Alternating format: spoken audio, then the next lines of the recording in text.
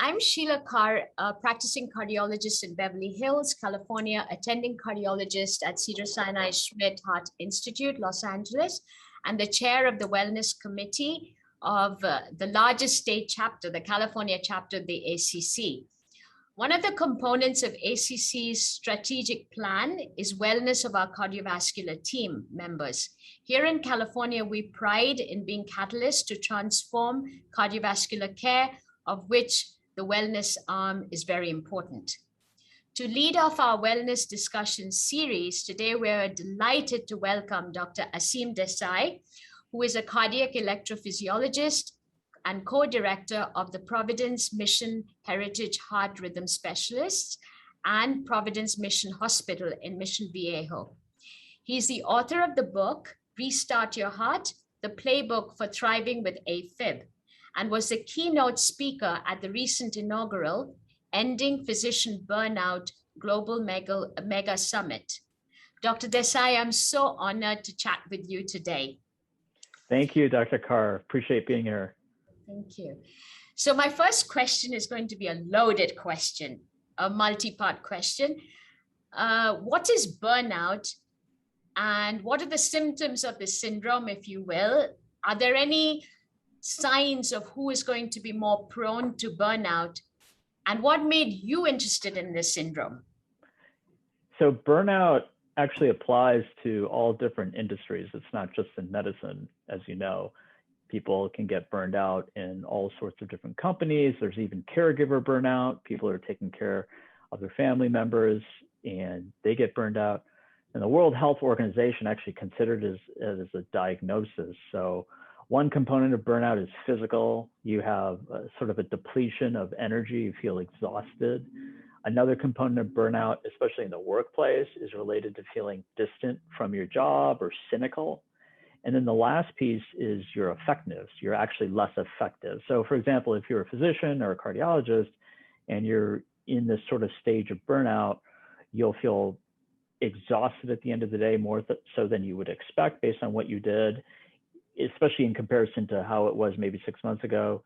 You would sort of see patients as numbers and just trying to make it through the day and really disconnected from them as people. And then the third component would be that you're literally not as effective. So, depending on the stage of burnout, that can run anywhere from just being less efficient with your charting, or potentially missing things, and then obviously in the worst case scenario, having complications related to procedures and things like that. And you really just think of our stress response. We have, not all stress is bad. We have good stress or eustress, and that's where there's a little bit of that edge. You have some stress that helps you focus and be more productive, and then it can transition into bad stress or distress, and that's kind of where the burnout part comes in. As far as what got me kind of interested in this topic, it was really going through burnout myself. So this was a few years ago that I was essentially taking call every day as an electrophysiologist. We had an unexpected departure of one of our partners, and all the work burden fell on me. And for a variety of different reasons, there could not be additional support for me at the time. And so that resulted in really a big impact on my sleep. And then, of course, just the general stress level of taking call every day. So that's like be on call for pacer call and everything else. And so I went through these different phases. I initially was just really irritable, and then, really started to just drain and just not want to go to work. And when I got home from work, just was totally shutting down. And so one day, actually, I was scheduled to do a case, and 30 minutes beforehand, I literally woke up and I was frozen. Like I knew I couldn't do this anymore. I was done. And one thing for me is like, I never wanted to put a patient at risk, obviously. So while I probably could have done the procedure and done fine with it, that was not right. That did not feel right to me. And I think that happens to a lot of us. I think a lot of, especially cardiologists, I mean, we're busy. We do high risk procedures. And I think that, there's probably many occasions where we really shouldn't be doing a procedure based on sleep deprivation and everything else, but we do. And so, yeah, in that case, and so I basically had to take time off. I was even considering leaving medicine. And then that's when I kind of started developing what I call a resilience toolbox of what are the self-care things that I can do to make me sort of the best version of myself, and how do I, work-life balance is such a commonly used term. It's really about like, how do I create times of recovery each day? Just like muscle recovery after exercise, you need mental recovery. How do I do that? Is it through exercise? Is it through social relationships? Is it through meditation? So that's when I started to really get to know like what my body and what my mind needed. And then that's when I made I think a more informed decision to say, okay, I'm ready to go back to medicine. And fortunately, my employer was supportive of that. So burnout is a reversible condition if recognized early? Absolutely. Burnout's more of a state. It's a state of being. So it's really, because on any given day, we could feel burnt out. Like we use the term, the problem is like we use the term so commonly, but if you want to look at the strict criteria, it's, especially in the workplace, it's the persistent nature of the symptoms. It's the persistent physical exhaustion, emotional exhaustion. It's the persistent cynicism, disconnection from your job and the workplace. It's the persistent professional inefficiency, inefficacy, because on any given day, if you were on STEMI call, you're up all night, the next day you're going to have symptoms of burnout in a sense, right? So it's really that persistent nature. And it's important to distinguish it from depression, because a lot of the symptoms can overlap. So with burnout, with depression, you have the symptoms in the absence of any environmental trigger. Like everything's fine at the workplace, yet you're still feeling the way you're feeling.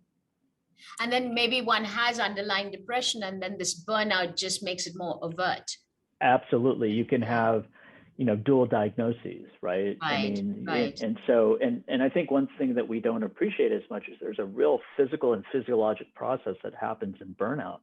We have, of course, our acute stress response with the sympathomedullary system, our chronic response with the hypothalamic pituitary axis. Yet after a certain period of time, our circulating catecholamines are just running sky high for long periods of time. You literally get tunnel vision. When you're in chronic fight or flight, your blood flow is being shunted away from your prefrontal cortex, your rational thinking center, to your amygdala. You have much more of an amygdala emotional response to anything. And that's just not a good place to be, especially when you're a physician, and in particular when you're a cardiologist.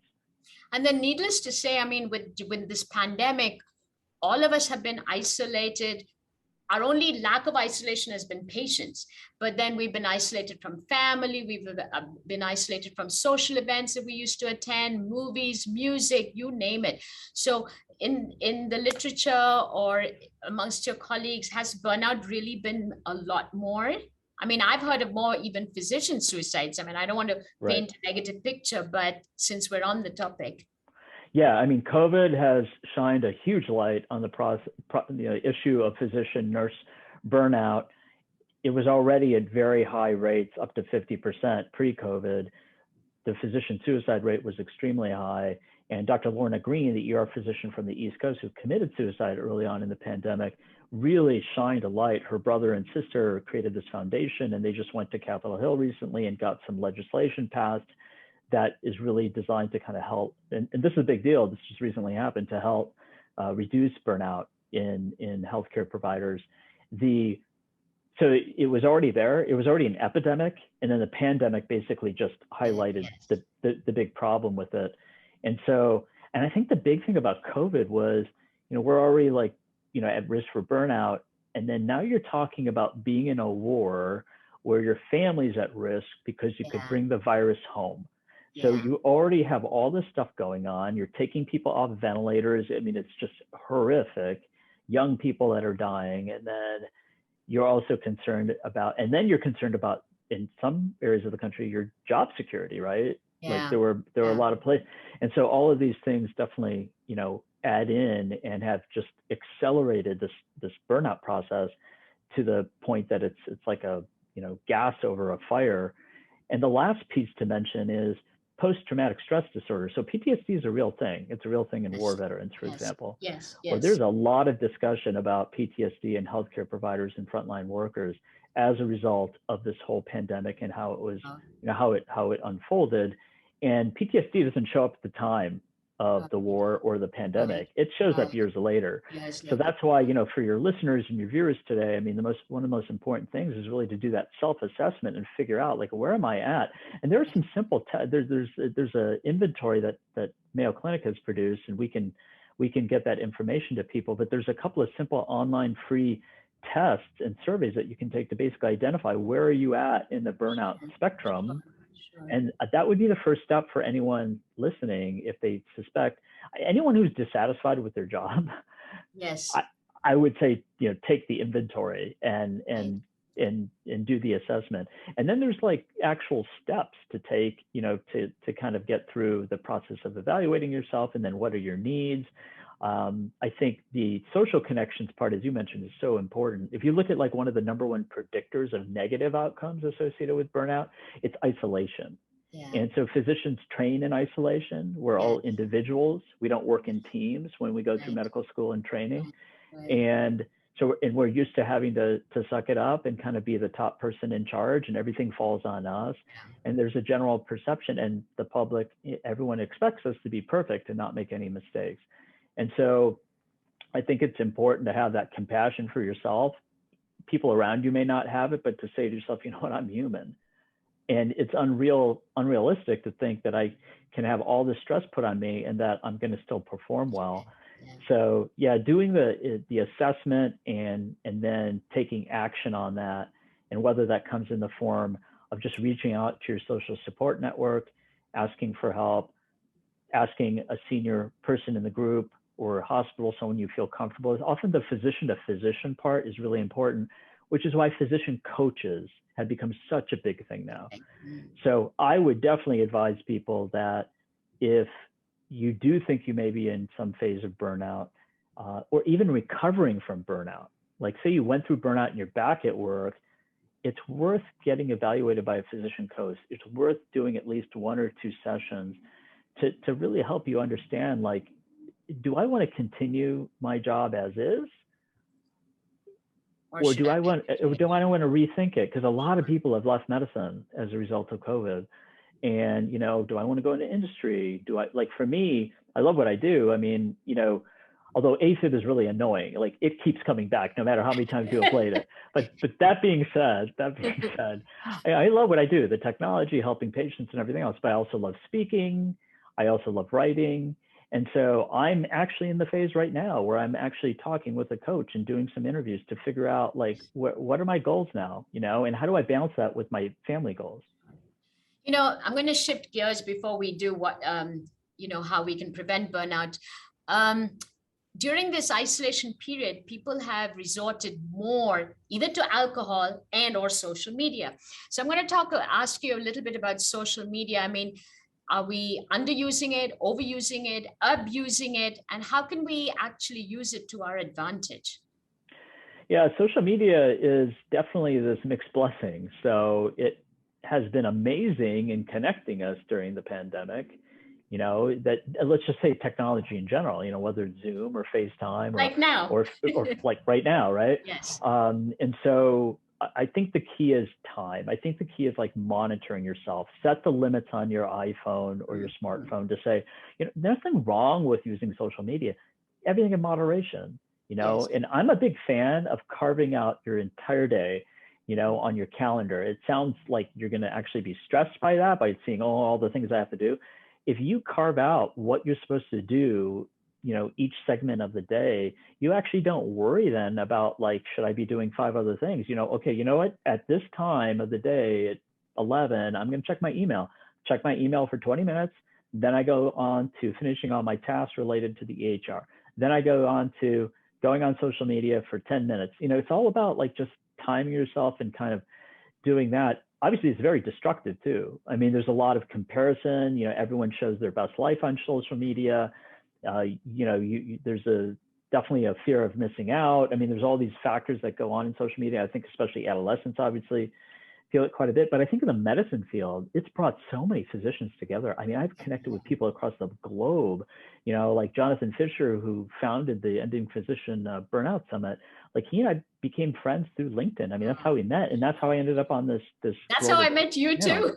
That's how we met. That's how we. That's how we met. Yes. Yeah, and so I think, you know, we connect with each other. Yes. You know, through Twitter, et cetera. We teach each other, you know, so like Ali Hayder, who's really active on Instagram and Twitter, he's an interventional cardiologist. I mean, I think he has like 200,000 Instagram followers, really nice guy. And he actually puts all these cases on. So many people like put these great cases on, you know, and then Clubhouse, the latest one, I think is a really great one because it's audio only. So you're not like distracted by all the imagery, you just kind of talk to people. Yeah. Clubhouse is a great app for that, to just learn. I mean, they've had some big names in cardiology on the Clubhouse app in these different rooms, and you know, learning from the people who like, you know, pioneered some of this stuff. Like they're on social media, and so I definitely think that there's a lot of value in it. But I think you have to watch your time with it. You also have to think to yourself, after you've looked at social media, like, how are you feeling? What is your body feeling like? Because I don't know about you, but when I look at social media, as I start paying attention to it, when I get off social media, my neck is like really tense. I'm hunched over, first of all, so I have a terrible headache, and I just don't feel great. And you need to just kind of like start keeping track of that stuff, so you realize that you get a dopamine. Yeah, I mean, you get a dopamine hit, right? When you look at social media, if your name is mentioned, how many likes do you have, comments, all this stuff, you get a dopamine hit, and that's what it is. But you really want to look at like, what's the real connection that you're getting with social media? Like Jonathan and I, there's a real friendship. Like that's social media. That's a positive, you know, social media. We covered a lot, actually. You know, I like happy endings. So I would like you to please give us some tools or apps, or what can we do to prevent, decrease, and ablate burnout. And like you once mentioned, we should not suffer in silence. Right. Well, ablation is salvation. That's what we always say as EPs. And so first of all, I'd share with my story. When I came back, I met my wife because I was a different person, because I finally took care of myself. And so I exuded this openness in my heart and my mind. And I saw opportunities, and I saw people as they are, instead of everyone like just asking something of me, everyone pulling me in a different direction. So I met my wife, and I returned to work, and things just dramatically improved. So I definitely would say to people out there, you know, there is life beyond burnout. And you sang. I heard the song. Right. Yeah. And that was such a wonderful experience. I wasn't Ed Sheeran, but you know, I tried to be Ed Sheeran. Oh, you were pretty close. The words were good. Yeah. Yeah. But like on a positive note, I would say that, you know, definitely download some apps. I'm a huge fan of meditation. I think everyone should meditate, everyone. And Calm is a great app. Headspace is a great app. There's so many great apps out there actually for mental health, for physician coaches even. There's like coach apps that like part of it's free. So I would encourage people to really check into apps and online platforms, Facebook groups, ways to connect with other people. The worst thing about burnout is suffering alone. And so the best thing that you can do, if you're feeling burnt out, the last thing you want to do is interact with someone. Last thing you want to do is interact with someone. Like if you're depressed, last thing you want to do, but that's the best thing that you can do, because that will immediately just think. People should think about their brains. Don't think about like, oh, am I being weak, this, that. Just think, my brain's off right now. My amygdala is on overdrive. My PFC is not. I want to reset my brain. I want to reset my mind. And the best way to do that is to connect with other people, you know. Well, this was very beneficial. So can you, again, I know you said it, so I understood is carve out your day. Don't be alone, meditate or use apps. What else should we add as bullets so that people will remember? Yeah. I would say, if you're just talking about like just yourself and you know, because you can't change the system, right? I mean, we're working on changing the system, organizational resilience. There's a lot of smart people working on how to revamp healthcare to reduce burnout. but you also got to change yourself. You just have to, even if I've seen that. When I come to the office, some days glum, my staff are all glum. I'm like, why are you guys glum? Says, Doc, we're looking at your face. It's infectious. So, yes. There's a viral effect of Yes. mood.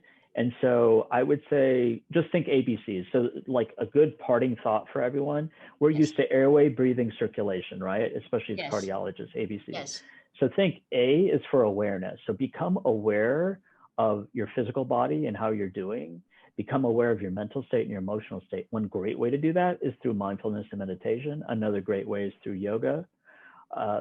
Another great way is out in nature. These are, you can be mindful scrubbing for a case. You can just spend that few minutes as you're scrubbing for an ablation or an intervention. Like, what do my hands feel like? What does the water feel like? That's all mindfulness. So awareness. So A, awareness of other people, obviously too. B is body and movement. So that means, you know, definitely like physical activity of any type is just good, and we're all guilty of it as doctors to not do it enough and take care of ourselves. So, and I would strongly recommend yoga. Yoga has tremendous power in resilience building and preventing burnout. And then C is because yoga means union, so it's union of body and mind. Exactly. Yes. Sorry, can you see me? My thing just cut out here. I can see you. Okay, sorry about that. My computer did something really weird. So, and then the C is connection. So connect with other people. And the C also stands for compassion. And that would be a great topic to talk about another time. There's a lot of science and compassion for yourself and for other people. So ABCs, we need our own airway, breathing, and circulation. So ours would be awareness, body and movement, and connection. This was amazing. On behalf of the ACC and all our cardiovascular caregivers, I cannot thank you enough for taking the time to be a catalyst today to enhance the quality of life and well-being of all our team members, which will translate obviously to better and safer patient care and a healthier community at large. Thank you so much. Oh, it's my pleasure. I just ask people to remember they are not alone. Will you come again if I request you? Because I'd be happy to. You've written a fantastic article about compassion going viral. And so in this viral pandemic, I would like to have another chat with you. I would be happy to. Thank you, Dr. Desai. All right. Thank you, Dr. Carr. Bye-bye.